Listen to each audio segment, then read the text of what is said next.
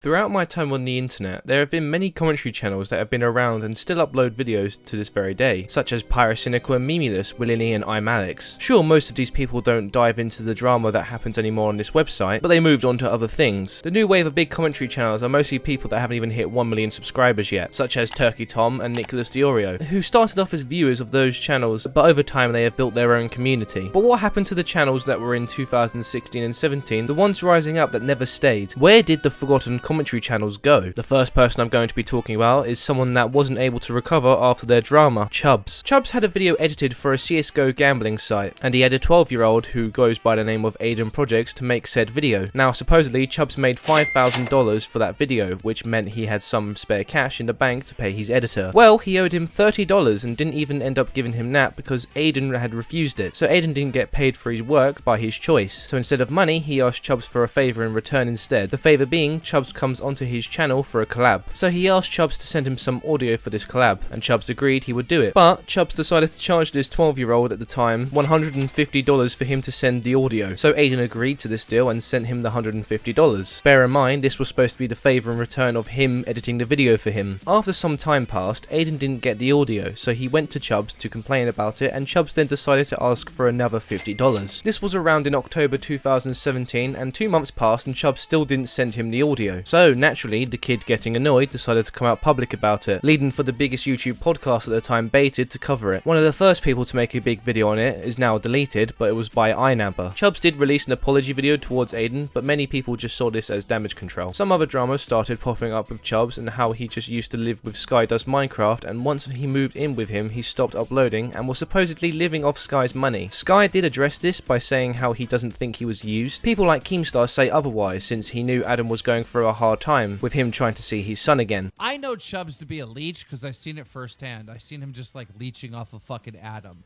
And Adam, for some Sky reason, does Minecraft or Net Nobody. Net Nobody, Sky does Minecraft, Adam. Like, basically, Chubbs lived at Adam's house for free. Adam paid for everything.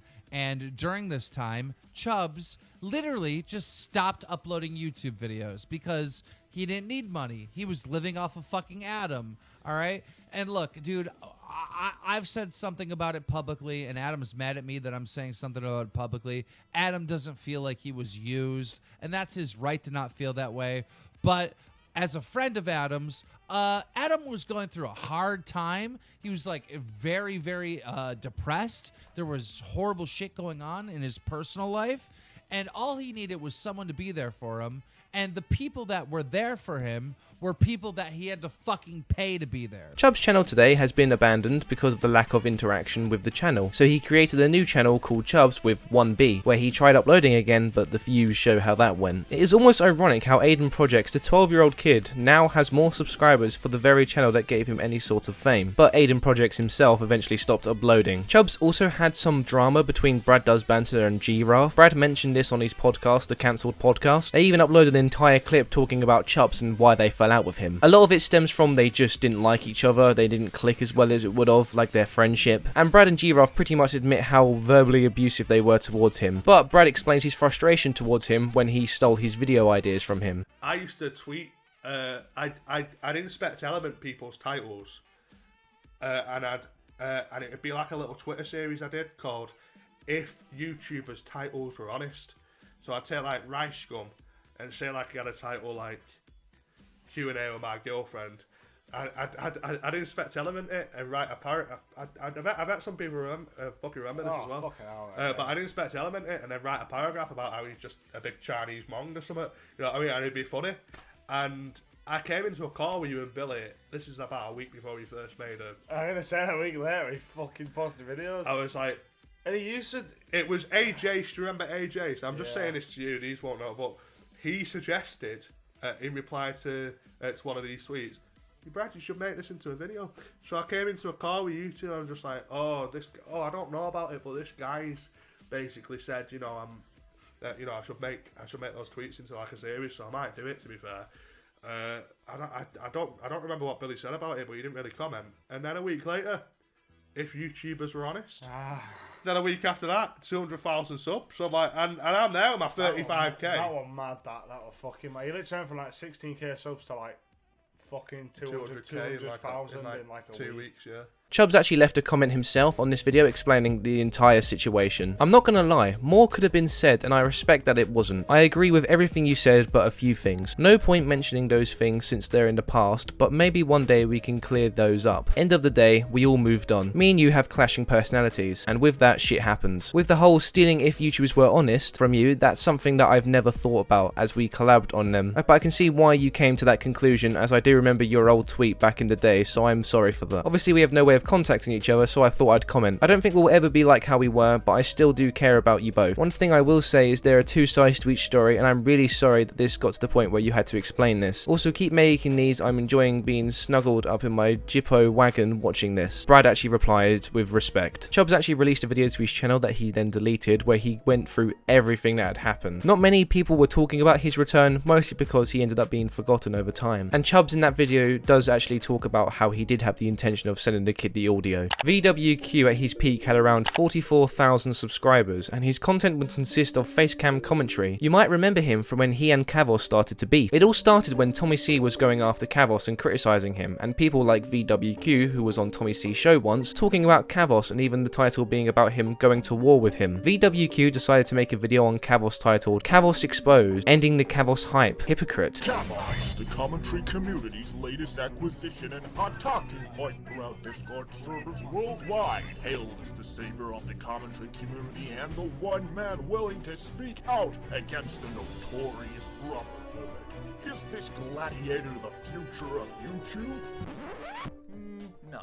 Probably not. Kavos decided to respond to this video with his own one. In this video, Kavos pretty much shows how VWQ lied about him in the DMs. VWQ claimed that Kavos said that everyone in the commentary community is an idiot, when in reality he just took that message out of context, and here is what he actually said. They also had more beef that was discussed on a podcast they both were in. VWQ claimed that a Twitter video that Kavos made about his Chubbs video, which he was getting shit for at the time, was made because he told him to. VWQ was basically saying how he helped Kavos make that video. When Kavos explains how he made that video on his own, and that it was impossible that they would have had a conversation about it because he was on a night out, and there is no point in time where he would have been able to talk to him. But what I don't understand is how can you believe you're right when there is no proof that you said it, when in the one thread we talk about that specific topic and the only place we talked about it, it's not there. The one place he claimed in the DMs, I told you to make that Twitter video. He said that's literally what just you saying that it was the only place we spoke about it. Oh my god, it is though. You know it is. No, I don't know it. No, I don't know it is. So we talked about the Chubbs video and how I was coming across as a dick somewhere else. Where was this magical place? So I'm guessing. I made the Twitter video the next morning. We have spoken on Discord voice chat. We have spoken on your live stream. We have spoken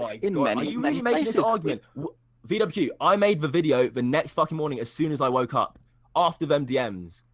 Like, there is no other time frame where we could have talked anywhere else. We couldn't have talked anywhere else. I woke up. Make my video until about a week and a half after we had the those video DMs. addressing the Chubbs stuff. On the topic of VWQ, it's hard to go through his track record on YouTube since the archives of his channel have been deleted. All that's left are the bridges he's burnt along the way. But it's worth noting that he changed his channel name from VWQ to Denarchi? I'm fucking disabled, I can't read that. And the channel is still up, but the videos are lost in today's time. But I will say I found VWQ for his Zaptide videos that even Tommy C was praising at the time. Suppose is someone that not many of you have probably heard of, but to me he was someone that definitely had the potential to become a big content creator. With the channel left abandoned, we now have to wonder why he left. Going back to the beginning of his channel, we can see that what kind of channel we are getting into. Rant type channels were extremely popular in 2016, but Suppose was one of the first ones to not use facecam or gameplay. He definitely didn't make up this style in early 2016, but it was nearly unheard of, and it's clear he took inspiration from channels like I Hate Everything, who had the similar editing style that he had, but Suppose did it in a way where it was his own style, rather than being an I Hate Everything clone channel. Suppose also had a podcast where he was a host with Kavos and another lost commentary channel who quit. The podcast channel has been deleted and lost in today's time. His last video was 5 years ago, and he made a community post 4 years ago saying how he was gone due to 2 strikes on the channel and would be making a video on Susan soon, but this video never came out. He then made a tweet on how he is back, but this was in 2020 and we are 2 years ahead and still no return. I think it's safe to say this dude has been lost and forgotten. I know he only had around 16,000 subscribers, but I generally remember watching his content at the time, so for me he plays a part in commentary channels that have been forgotten. Wild Spartans is someone that used to do commentary videos, and when he was doing commentary, he had over 100,000 subscribers. His content was criticised by none other than Kavos because of how he used to copy his friend at the time, I'm Alex's videos. He was also called out because he pushed all his videos to the 10-minute mark. This is something that most commentary channels did at the time, since it means they would get more of that sweet ad revenue. When being called out by Kavos, he decided he didn't want to give Kavos any attention since he had more subs at the time, and decided to blur his face and deepen his voice. He accused me of being a greedy attention whore. He clearly does not like attention. Therefore, he is just going to be referred as cunt throughout this entire video. Because it is just all true. This obviously showed most people how much the original video Kavos made bothered him. Another concurrent criticism was that he did too many screen zooms in his videos. Spartans took this as people telling him to tone down his editing, when you are doing face cam videos and screen zooms, that's not really anything to boast about. Also, in his response to Kavos, he made an iDubbbz content cop parody called Content Police, which was another criticism by Kavos to show how unoriginal he is. Wild Spartans has always been a weird one, since after 2017 he stopped doing commentary for no particular reason. He just stopped, and the channel changed completely since he deleted all of his commentary videos and started to do Reddit videos. I realised I haven't said much about Wild Spartans, but it's mostly because when he was a commentary channel, there was little to say because of how fucking boring he was. But with the way his channel is going now, and he should hit 1 million subscribers within the next year. Brad Does Banter is someone that I've covered on the channel before, and if you want to watch a video that goes into detail more about him, I will leave a link to the description to my video on that down below. Brad Does Banter started his channel doing Minecraft Let's Plays videos, with the original name being Brad Does Minecraft. Brad later moved to commentary videos when the trend of talking about BuzzFeed became popular. BuzzFeed was essentially the site that became popular for their outrageous statements about men, and just going about being a feminist the wrong way. Brad saw this as an opportunity to make some commentary videos going after them. These were not your typical BuzzFeed videos like Meminess and Pyrocynical were making at the time. This was edginess to a whole new level. Sometimes white people are like, but is racism still a thing? Sometimes black people are like... Brad never really got massive backlash for these videos, mostly because this was the norm for the internet, although for some people this was still pushing the boundaries, but he never really got called out for it. Brad found himself into controversy when he made a video about the KSI and Logan Paul standoff thing in 2019. Brad proceeded to make racial jokes towards KSI's trainer at the time. So there's a fight happening soon between Vidal Riley